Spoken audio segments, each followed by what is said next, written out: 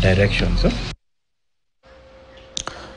Jamaa wa miaka 34 amefikishwa katika mahakama Wanguru kwa tuhuma za kumtumia jumbe za matusi mbunge wa Mwea Mary Maingi kupitia mtandao wa WhatsApp.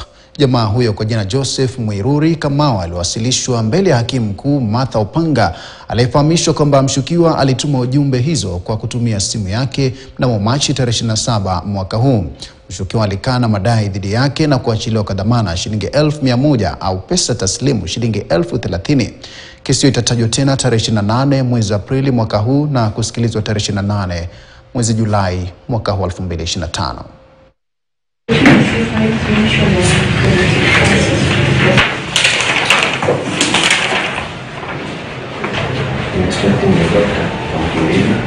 Mnamo tarehe 27 mwezi wa 3 mwaka huu wa 2025, mahali ambapo hapajulikani, lakini hapa Kenya, ukipenda uliweza kutumia WhatsApp kutuma ujumbe, ukijua ni kitendo ambacho hakiruhusiwi na sheria ama kitahusisha huyo Mary Maingi. Ni kweli ama si kweli? Na tukiachana na mahakama ni kwamba zaidi ya wasichana 200 wamehamasishwa kuhusu ngono na